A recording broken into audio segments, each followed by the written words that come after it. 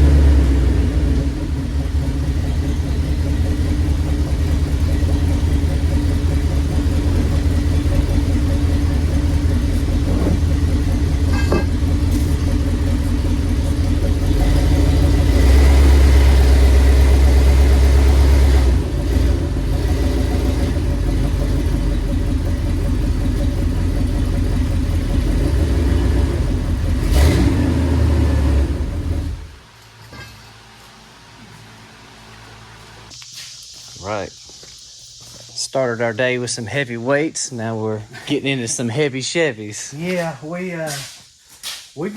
haven't done a lot. We've been away from y'all for a while, and we apologize. We're trying to get at least a video out a week, and I know it's been probably 2 weeks. Just about 2 weeks, yeah. Everything's good. We've had a lot of stuff going on that we've had to decide, and a lot of just boring work that we were doing too that you wouldn't have wanted to see. It just the same old stuff with kit stuff that's been keeping us busy. But we've got for y'all, let's tell you, we love vans. Don't get us wrong, vans, we love them. We've been fooling with them. We've only been fooling with them for about 3 years now. So, but we've grown to love them, and that's really where our focus. We want to put our focus mainly in the future, but there's other stuff we love too. We like we've always fooled with Jeeps. That's my background. I did so many Jeep Chevrolet conversions over the years. That's what I guess I was kind of known for, was working on Jeeps and doing Chevrolet conversions, and we still like them. I mean, Ivan, he's got the chopper. Ivan, yeah. We like hot rods. We like everything. Anything car related and cool and different. That's the biggest thing. We like stuff different. So we were gonna focus the channel on just van stuff only and keep the other stuff kind of behind the scenes, but that's not us. So we've been talking a lot, and what our hope to do is just we're just going to show y'all what we do, what we get into, what we do. We kind of did that anyway, but focused it more towards the vans. But we're going to we got a lot of stuff, projects and stuff that we were doing for people before we really got into the vans and even started the channel that we've got to finish up. We're going to include that, but one of the things we're getting ready to start a 401 build for a girl here in town that I've known for years. Do a engine swap on a Honcho truck that she's bought. That's something that we've had on the table for a while. And I know I have said it, and y'all are probably so tired of me saying this and saying, well, why don't you just get off your ass and do it? But the 67 van, we're getting ready to really get cranked on it, because that DJ has been so patient with us on that. We've had so many other things going on. We haven't focused. We've been working on it, but we haven't focused the amount of time on it that we should have been. So we're going to really get started on that. Tony, a friend of ours, is getting ready to bring a Corvette over. That we've got a few more things that we've got to wrap up on that we worked on it for a few years ago. We've got the Suburban that we're going to do a Cummins swap in eventually. We've got just a ton of stuff that we're going to do. How we're going to get it all done, I don't know, but we're going to try to bring y'all along on all of it. We've got a lot of things that just wild ideas that I want to do, and if y'all know me, of course you don't, but my mind goes 10,000 miles an hour all the time. I'll get on something that I want to do now and get all pumped up about it. Then I'll think about something else and get all pumped. So I've got to stop doing that, because it's got us to where we just got so much going on. We don't get anything finished because I just got so much that I want to do and get it done. There's just no way to get it all done. So I've been having to do a little bit of looking into myself as far as to take care of that and get my ass in gear to get stuff done, instead of just thinking about all this stuff and wanting to do it but not being able to do it. So anyway, that's what we're going to do. We're going to start doing some of that and keep y'all, bring y'all on with it. Exactly. It's going to be a bunch of crazy stuff, wild all over the place. But the reason Seth's van is in here, we've had a few people send us messages and emails about wanting to do a walk around on it and tell you exactly what we did to it. I know y'all that have been with us for a while remember my walk around that I did on my van Timothy. That's been a real popular video. People enjoyed that, and so they wanted to see what we've done with Seth's van. We're not 100% through with Seth's van, but we're going to show you everything that we're going to do, what we got planned, and just there's another thing of me getting all these ideas in my head and that's not getting anything finished. The reason Seth's van and Olivia's van are done the way they're done and not four-wheel drive yet is that we had sold everything that we had four-wheel drive, and I was like, it's crazy for us to be a shop that says we do four-wheel drive van conversions and we don't even have a van four-wheel drive. Let's at least get these things up in the air looking four-wheel drive so people can see what our kit looks like, and then we'll put the transmissions and transfer cases in them down the road. So that's the reason why they've been running around in two-wheel drive like ours, just simply because we wanted to have something to show you, what our kit looks like, because our kit really consists of what it looks like now. It really has nothing to do with the transmission and transfer case. That's something that goes along with it, but what our kit does is what you see here, and that's the reason we did that. But we are getting ready to get them where they are, four-wheel drive. Wintertime's coming up, and we got some off-road stuff that we want to do, but people wanted to see a walk around of exactly what we did to Seth's van. And as y'all know, he'll put a picture of what his van looked like when we first got it. We drug this van out of a field. It was originally a Bell South telephone van, and we drug it out of a field. I don't know how long it had been sitting in that field, but the van was in pretty good shape. It was solid white. The paint on it was not bad at all. It looked like a good van. It had evidently a blown head gasket. It was originally a 4.3 liter V6 fuel injected, and when we found that both of the heads were off of the motor, it was shot. Didn't mean anything to us because we knew it would not have a V6 in it when it come to our shop anyway. So we got it in here. We had a 305 that, golly, I think I bought it. Bought that motor. I bought it with in the intentions. It was a 700 R4 attached to it, right. And I had the intention of putting that in my truck. And the guy, it was a TBI throttle body, and the guy just put one hellacious cam in it and couldn't get the tune for the throttle body to work. So we swapped the intake and quadrajet, and so now it's just carbureted. That's what we did. I forgot about that. What we did, Seth's, and I'm going to talk about it too here. Seth's 70 model GMC short bed pickup. That was a truck that it was my truck for a while, but Michelle's granddaddy bought that truck brand new. And he ordered it with factory bucket seats and a console. And I told Michelle's grandmother, I never met her granddaddy. He had passed away before we got together. But I had told Michelle's grandmother that I love that truck. I want that truck. Just kept telling it and never really thought that much of it because I figured, I'm not going to get that truck. But when she passed away, she left the truck to me. So that thing is something that will never go anywhere. And I got the truck running. Drove it for a while, parked it, done a couple motor swaps on it, lowered and done a few things to it. But when Seth was born, as he started growing up, the truck was sitting under a shed in our backyard, and I kept telling him, I said, that's going to be your truck. We're going to fix that truck for you. That's going to be your truck. So when he didn't get it when he was 16, but we probably started working on it when we were 18. Yeah. 17 or 18. And we got it down here in the shop. It didn't have a motor in it at the time. The transmission was out of it. It was actually out here in the container. So the motor and transmission that Seth was just talking about, we found it in Kernersville. and we basically just wanted the transmission because we were going to put a tune port 350 that I had. We were going to put that in there. And we got the motor set over in there, everything done, and I don't know what. It was when I first started fooling with fuel injection. I didn't know anything about it, but there was something about that tune port that I didn't know enough about it. So we nixed that. The motor that came with that 700R4 was a 305 with a cam in it. So we said, well, shoot, we will put this motor in this truck with the fuel injection because we definitely wanted fuel injection. So we got throttle body, fuel injection, got the computer and all in it. And man, we cranked that thing up and it sounded like a drag car with that fuel injection and just the way that cam, where everything was hitting, but we never could get it to run right. With the computer and that cam, they just didn't talk to each other. It's idled good and sounded awesome idling, but it just didn't run good. So we nixed that, pulled the motor out. We found a good running throttle body 350, one of the best running ones we've ever had. Put that in Seth's truck and he drove it like that for 2 or 3 years.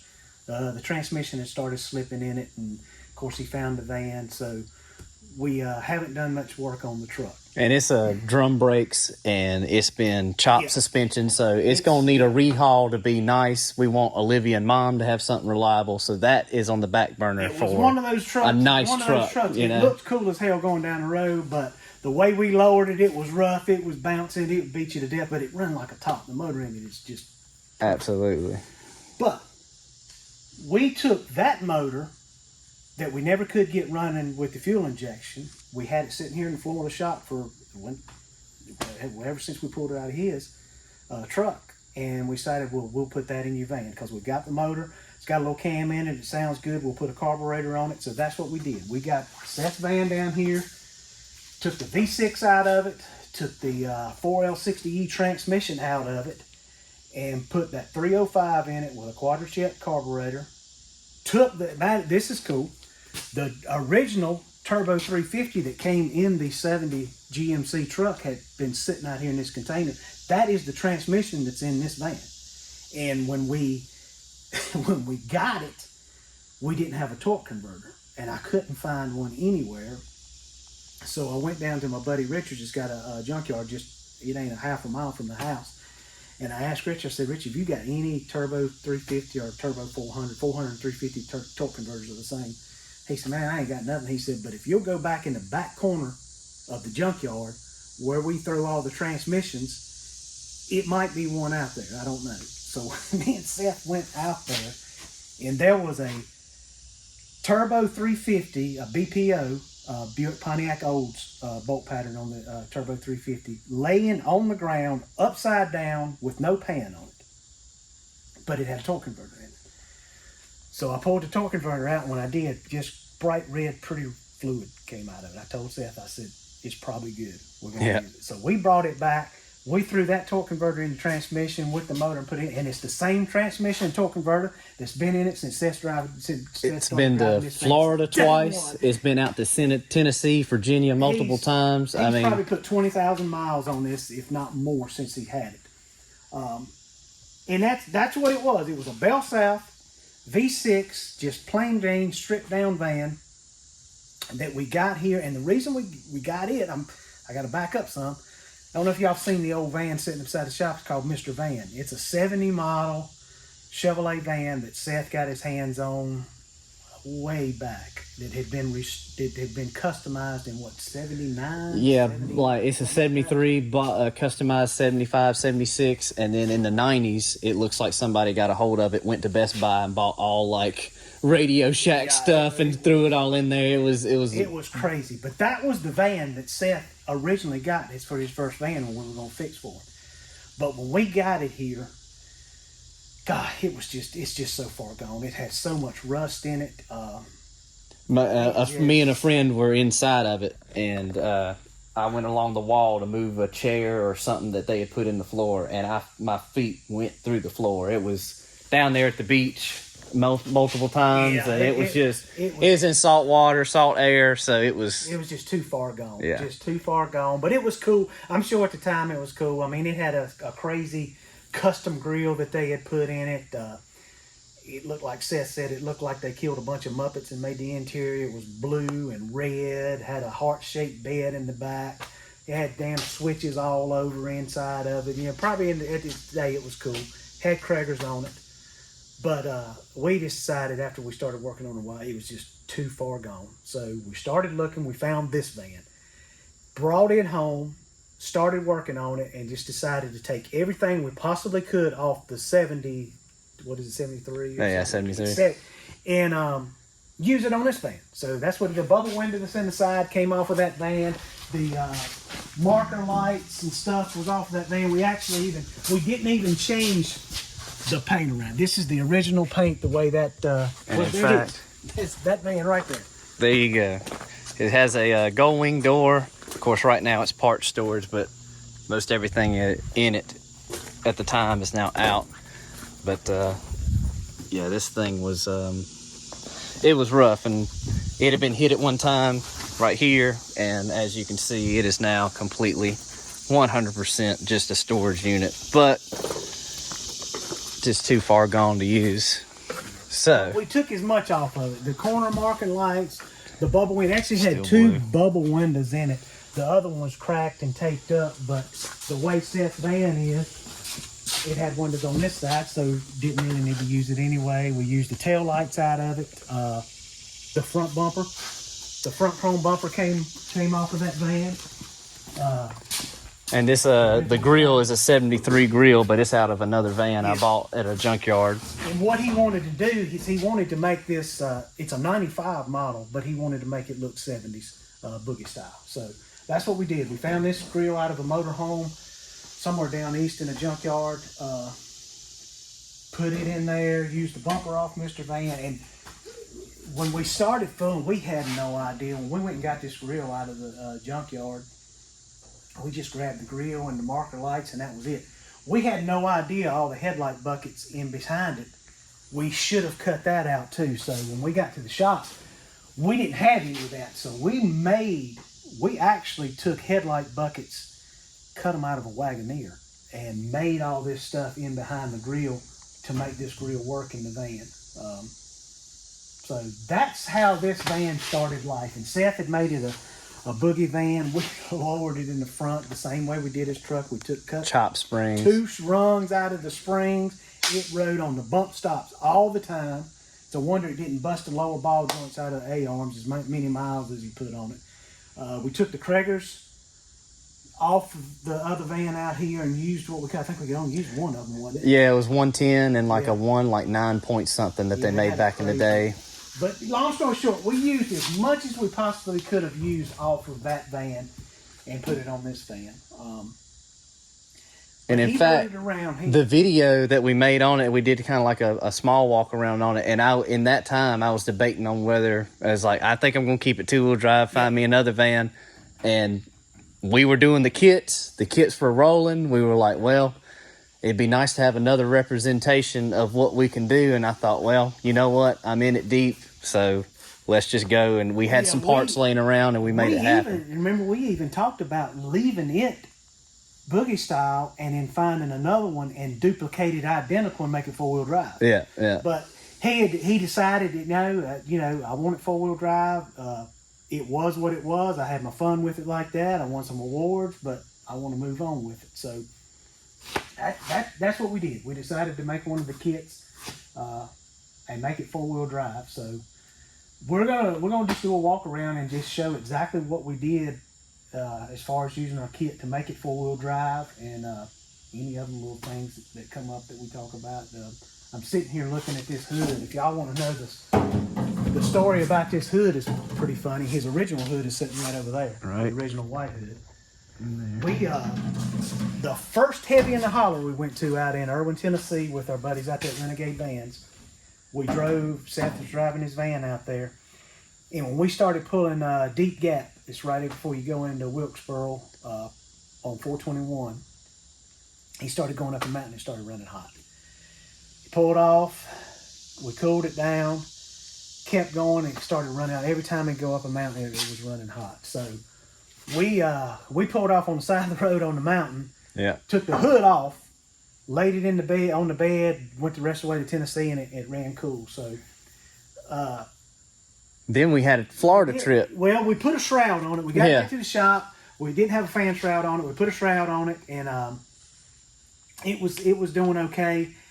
But then we went to Florida, and every time we would get down in the heat, even not even pulling pulls, it would start running. It would almost just cut off. He couldn't keep it running, so we had to pull off on the side of the road, let it cool down. Pull off on the side of the road, let it cool down. So we pulled the hood off of it again in Florida and got it there. And once we got back home, we figured out what was going on. We, if you know about the way the fuel injection, this is just what I figured was going on. The fuel lines coming from the tank run down the side of the frame, and they come up at two of them, feed and return, come up at the transmission. And then they screw into it and go into the throttle body.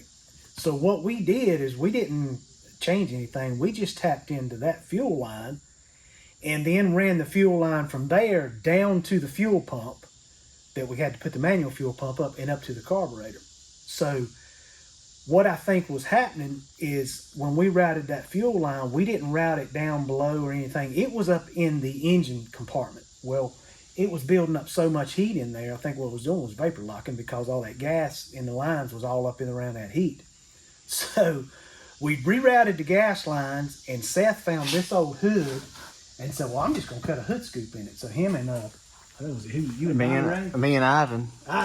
They just took the hood, just cut it, raised it up, and welded these sides in to make a functional hood scoop where cool air could get in there. And ever since he's done that, there's been no problem whatsoever with it vapor locking. It runs, the temperature runs good, no issues whatsoever. So hood scoops save engines. Yeah, it is functional, especially in a van, because all that stuff is in there. It's all so tight in there, and there's so much heat in there. It ain't like the hood of a big car where it's it can move around. It's a lot of heat that builds up in there. So anyway, that's kind of off on the tangent. But that's why the hood scoop's there. But absolutely. Getting back to what we did, when we decided to make the Seth's van 4-wheel drive, we definitely wanted to go with 8-lug, 3/4 ton or 1 ton differentials. So we had a van out here with a light duty 14-bolt 8-lug rear end. So we had decided that was the rear end we were going to use in it.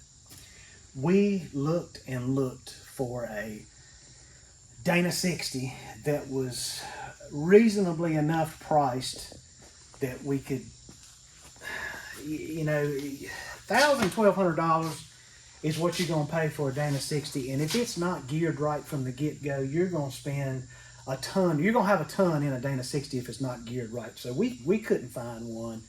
So we found a 87 Suburban that was a 3/4 ton that had an 8-lug 10-bolt front end under it. We got it. We had actually bought the transmission and transfer case from the same guy like 5 months before, but he didn't want to sell the Suburban at that time because he was going to get it back on the road. And he called me later and said, hey, I've still got that Suburban. So we bought it just to get this 8-lug 10-bolt front end, which for anybody that knows, if a 10-bolt front end is plenty strong. It's not, you're not going to be able to rock crawl with 37s on it like this by no means, but up to 35s with moderate 4-wheel drive off-road, they are fine. They're basically a Dana 44. When GM decided to make the 10-bolt front differential, they pretty much based it off the Dana 44. Matter of fact, from here out, from the knuckles out, 10-bolt and 44s are exactly the same. Everything is interchangeable. The axle stubs, the knuckles, everything is the same as a 10-bolt and a 44. So they're virtually identical differentials. I ran, in one of my mud trucks, I ran a 10-bolt in the front, and the biggest tires we ever ran on it was 38s. And another one, I ran a Dana 44 in my modified truck, and I did run 39s on it. And the only thing that I ever broke on those was the weak link where the axles go into the carrier. For some reason, they taper down. And I always would break the short side of the axle. I never did break the long side because it's got that twist. The long side's got enough, it'll flex before it'll break. So, every front end we ever ran in mud trucks, we just upgraded them with chrome moly Moser axles, and it eliminated the problem and never did break anything. We always would break a U-joint or a drive shaft before we would break the differential. And we, granted, mud racing is not as hard on them as rock crawling and bouncing around because they're just spinning it a lot. But we put them through a lot because, I mean, when we were mud racing, we didn't have any, we didn't have junk motors. We had good stuff. You know, we spent most of our money on the horsepower and made everything else as strong as we could around it. So they don't let anybody tell you that a 10 bolt or a Dana 44 won't handle a lot, because it will. But anyway, we went with the Dana 10 bolt in this. Y'all are familiar with our kits. This is our front plate that we put on our kits, and what it does is it gets the leaf springs mounted under the van so you can get your front differential mounted. The good thing about them is on vans, I've said this a ton, on vans 84 to 95, your front spring horns are at 31.5 center to center. GM front differentials are 31.5, 31.75 to 32 inches center to center. So it works out real good up here at the front. Some of your old Fords, if you want to go driver side drop, some of your old Fords are 31.5. So if you found a driver side drop old Ford, you could use it with our kit. And the reason I say 84 to 95 is because from 70 to 83,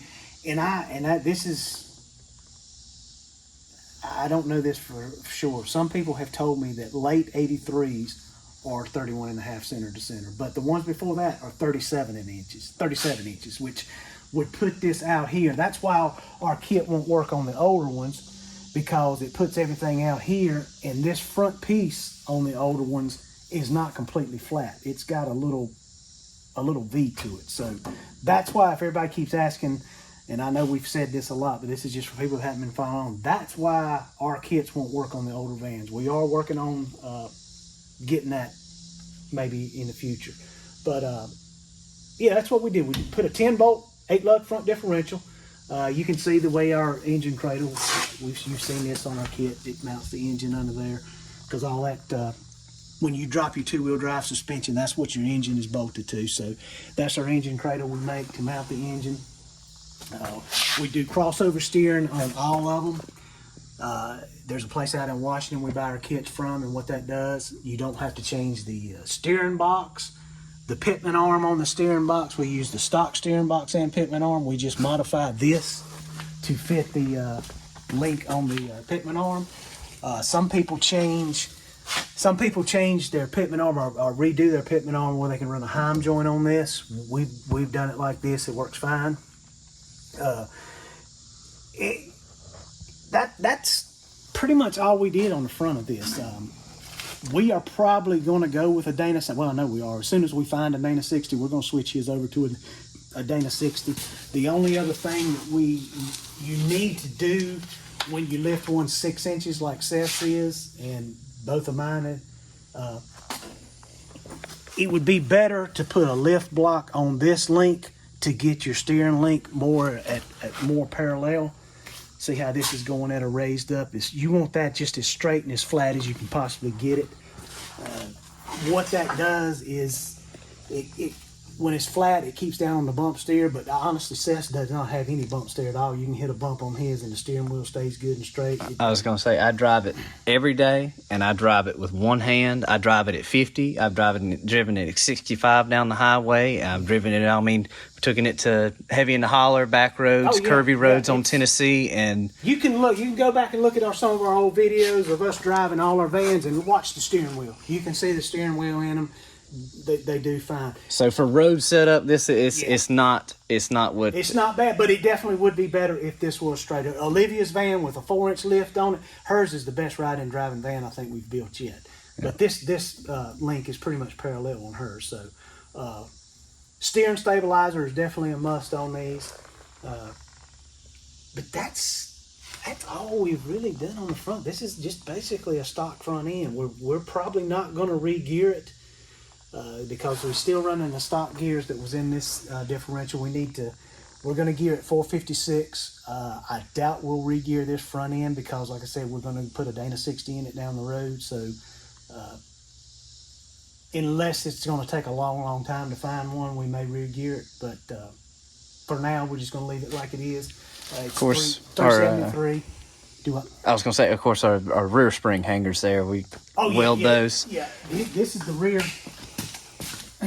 Y'all have seen this, but the way we have to make it, you can see the frame rail goes straight here and then it kicks out back here. So when we make our rear hangers, we can't keep it right straight in line with the way the spring is because there's nothing here back here once it gets back here to this point to attach it to. So we have to make an end rigger to mount the shackle hanger because of the way the frame does. If one thing I would say about a 37-inch wider, the end rigger would not have to be as much as it is because it would get it out further and closer to the frame. But the reason we have to make them like that is because the stuff is just not in line. So you have to get it all in line so it all line up. So that's the way we do the rear back here. And y'all, like, this is repetitive for a lot of y'all because y'all have seen all of this. We did do on Seth's van that we don't do on all the kits. Our kits come with a 4-inch shackle. We put a 5-inch shackle on Seth's van, which is something anybody could do when they get one of our kits. You can upgrade that to a 5-inch shackle and go longer. The rear, what we did in the rear is we took the stock light duty 14 bolt out of that G30 van and used the stock springs. These are the stock G30 springs that came in that van. All we did to get the lift, there's no left blocks on the back. We did a shackle flip back here, which these come from the factory. This shackle is up here. We just flip it down and get it down here. It gives you about 5.5 inches of lift. Using the stock G30 springs, we were able to use this, and I don't know why they do it, but on the G20 and the G10 leaf springs, there are 2 sets of holes here on these hangers. Well, it just so happens when you use a G30 spring, if you put it in that front hole, you have to open this up just a little bit. The G10 and G20 springs are 2 1/4 inches wide. G30 springs are 2.5 inches wide. So all you have to do is just open this up just a little bit and the springs will go up in there. But if you put it in the forward hole instead of the original hole, when you mount it because of the length of the springs, it will put the tire right in the wheel well where it needs to go. It pretty much dead centers it where it needs to go. When you do if we had to use the stock springs that was on Seth's van like we did Olivia's, do the same process, the shackle flip in the rear. But what that does, if you imagine the rear end here and you flip the shackle, but you don't change this point up here, it rotates the front end like this. I mean, the rear end like this. So your tire is forward in the wheel well and it almost hits here. So what you have to do is on your spring plates on the rear, what we do is we take the spring plates and use another spring plate that's got 3 different sets of holes in it. And we use the forward hole to push the rear end back and change the, make new plates on the front where the U-bolts go to, so all that stuff lines up, and all that does is it moves the rear end back to position it in the stock location in the rear center of the fender well. There you go. So that's one way you can get by with using the stock springs and not have to change that. And I cannot remember. We need to know this because we say what we do, but I swear, I believe the very first van we did, if I'm not mistaken, the very first van, Seth's first van that we did a 4-wheel drive conversion on, we bought a rolling chassis that had a 4-inch lift kit on it, but it had springs on the front and rear.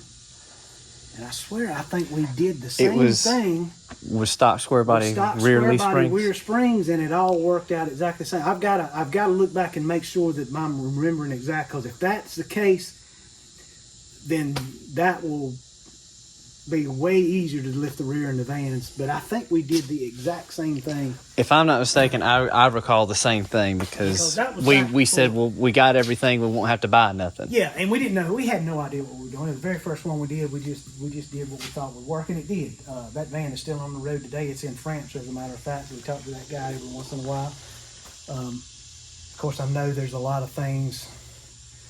It's still on the road, but there's a lot of things that could be upgraded on it. Well, I don't want to say upgraded, but there's a lot of things we do different because we've learned things different. It's still workable in doing what it's supposed to do. But that's basically, as far as the running gear on the Seth's van, is what we've done.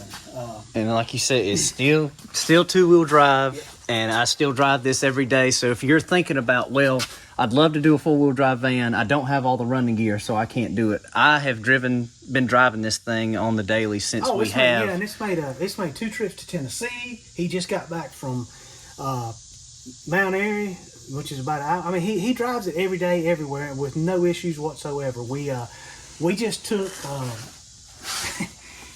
we've done this with all of us.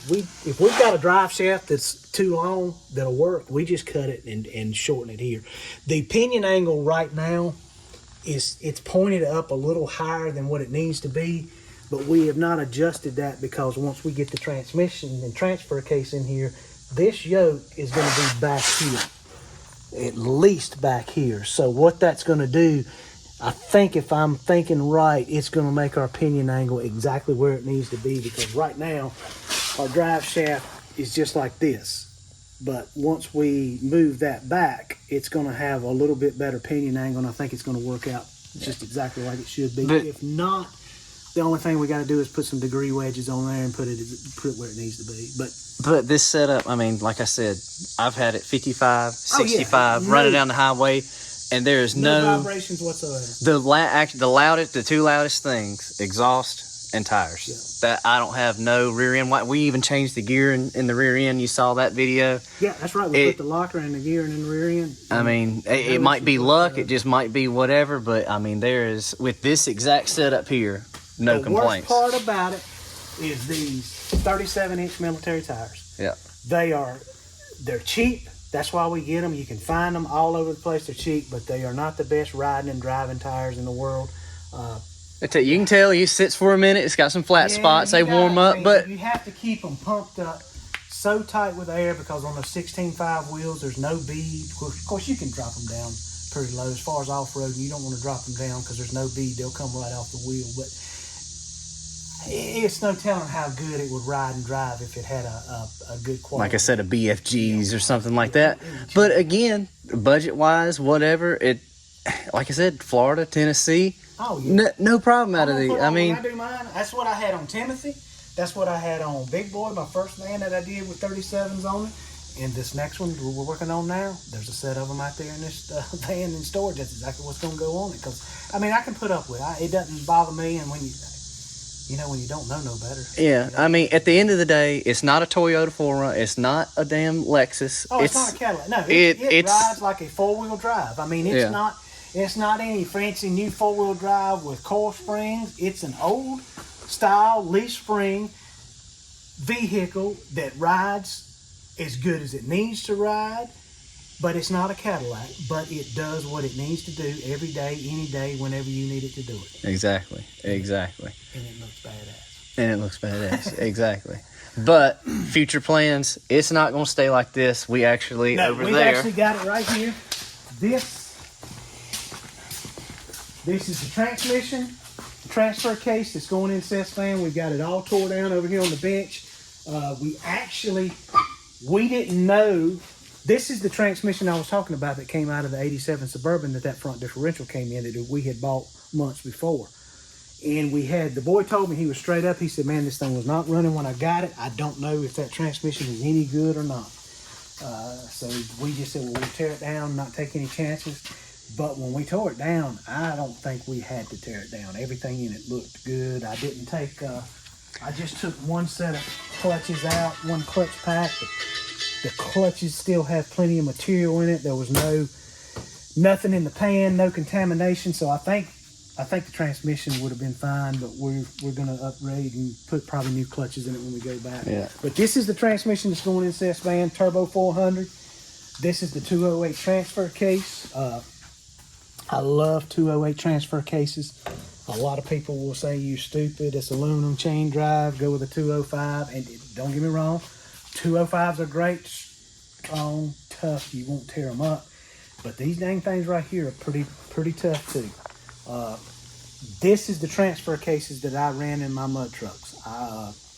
My buddy Daryl Galloway down at Galloway's 4-Wheel Drive, we used to run the roads together racing all up and down the East Coast, and that's when we had the modified stuff. And when we switched to Hill and Hole, for you that don't know, I used to drive a rail alcohol injected with nitrous rail mud dragster, and when we quit doing that, we decided to build Hill and Hole trucks because the local fire department here in town started doing a mud bog, and our racer sat right there in the middle of the shop for years untouched. So when the fire department decided to do a mud bog, me and Daddy said, well, shoot, right here in our backyard, right here at home, we need to build a mud truck. So we just took junk around here. I had Wagoneers and Jeep Commandos and stuff sitting around here. So I took a Wagoneer chassis and a Commando half cab body, put it on the chassis, and we were racking our brains trying to figure out where in the world we're going to get a motor, how we're going to build a motor.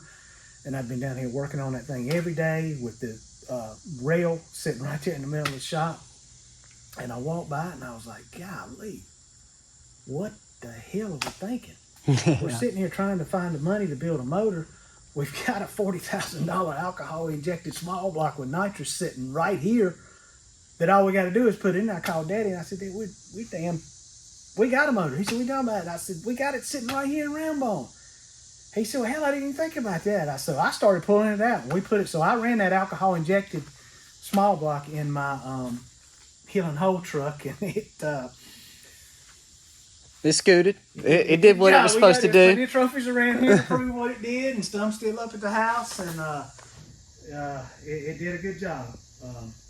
But anyway, when I built it, I was running Jeep Model 20 transfer cases because that's what we had piles of them, and had plenty of adapters to adapt them to Turbo 400s. But about every other race, I would either break an adapter or ring the output shaft out on the transfer case. So ended up buying an advanced adapters output shaft for Dana 20, and then a Novak, good heavy duty Novak adapter instead of the stock adapters. And I didn't have any more trouble with it. Didn't break any. But I was wanting to get a little bit lower gear without having to change the gears in the differentials. And a Jeep Dana 20 transfer case has got a 2.03 gear reduction for low range, and the 208s have got a 2.62. And I called Daryl Galloway and I said, hey man, what kind of transfer case can I go to? I want to change it, but I don't want to change out. He said, put a 208 in it. I said, man, I ain't going to put no chain drive case. He said, man, put a 208 in it. He said, you won't have no trouble. He said, you won't break it because of horsepower. He said, if you take it off-road rock crawling and you bust it on a rock, that's one thing. He said, but horsepower won't break it. And he was right. I put a 208 in that truck, and I ran it in my modified truck for 5 years. The same transfer case. Never broke it. The only thing that I did do is I ran Turbo 400, so I had to use a GM. Well, I didn't have to use a GM case, but I had to have a 32 spline input shaft for the 400. All your Chevrolet transfer cases, 208s, have a slip yoke on the back like this. I don't know why they did and Dodge didn't, but the Dodge 208s had a fixed yoke. So I took a Dodge 208 with the fixed yoke, split the case apart, and put the input shaft from a GM 208 for the 32 spline, and that's what I ran. I ran a Dodge 208 for all those years, never broke it. Well, it had got to the point where modified had just got my truck was leaf springs all the way around, and it for 5 years it did great. It ran with the best of them, big blocks, small blocks, Hemis. It ran with them all. But it had got to the point where money, these boys were starting to come out with these damn $10,000 a corner coilover shocks and 4-link, and it just got to the point we had the horsepower, but we just didn't have the suspension to compete with them anymore, and we just weren't going to spend that money just to go chase a trophy and a few $100s every weekend, because that's all you get in bragging rights. So I decided to bounce back to Hot Street, which is basically a full-size truck, full-bodied, full-size truck, and you can pretty much do whatever you want to do with the motor. So anyway, we won't get into the Hot Street. We'll save that story for another day. But this is the transfer case we're going to put in Seth's van. It's a GM 208. Made it to the Turbo 400, of course. This is the shifter. We like to use the stock square body shifters that came with the 208s. They work out perfect in the floor of the van, and one of the reasons why is, if you see, when this thing is mounted in the van, it's real low. So if you've got swivel seats, you can still swivel your seat. It'll go over top of the shifter, and it won't be in the way of it. Whereas you've got one sticking, way up on the side. And I don't know why, for some people, this is such a terrible thing. But yes, this shifter will be on the passenger side. Right. You will be driving your van like this. To put it in four-wheel drive, you're going to have to do about like that to shift it. You're not going to be able to sit right here and do this. Why that is a huge deal for some people, I don't know. Because I don't see the problem with having to reach over every once in a while to put it in four-wheel drive. And literally, when you're sitting there, this is about all you got to do. Now, granted, if you were speed shifting it every time you took off, it might be different. But don't sweat about it being on the passenger side. That's not a big deal. It's no different than getting out and having to lock your hubs in the front end to put it in four-wheel drive. You got to get out and lock your hubs. I think, I don't know. I think the world's gotten pretty lazy as far as right. Yeah. You don't want to do anything. But anyway, I know I got off on a big tangent on talking. That's what I do when I get to talking about stuff. Stuff pops in my mind, and I just say it. But that's a quick walk around on Seth's van. People were wanting to see it. That's it. We wanted to give y'all something to, video. We hadn't put anything out, so we figured that was a good time to go over that and talk about it. But you will be seeing the process of us doing the four-wheel drive, making the cross member for the transmission. We're going to do the exact same thing on Olivia's van, and then when exactly, I don't know. We got so many other things we've got to get done in the midst of building kits and everything else. But long story short, we think we're going to bring y'all along with everything we do, rather than just keep it just van stuff. We're going to show it all to you. So I hope y'all enjoy it. I hope it doesn't run some of you off, and I hope it gets you to bring people back in. But with that being said, thank y'all. We appreciate it. Like, share, and subscribe. Again, thank you to our buddies down at OK Recycling. Like I've said, I don't know, 100 times, they're the reason this channel even exists. They helped us. They've actually got, I don't know if y'all seen it, we got 2 fans that we've got in here thanks to OK Recycling. This is the kind of stuff that they buy when they go in and buy bulk stuff. So hit them up. You might be able to find something for your shop or anything else. We want to give a shout out to our buddy Mark up at Renegade Graphics. He is doing all our shirts. We've got a new shirt coming out. We're doing a little bit of team up with him, so y'all see a lot more about Renegade Graphics when they come. This is one of the shirts that he got for us. We've got a new one coming out thanks to Mark and Amy up at Renegade Graphics in West Jefferson, North Carolina. I think that's it. Y'all just keep doing what you're doing. Like, share, and subscribing, and tell everybody about it, and we'll keep plugging along down here.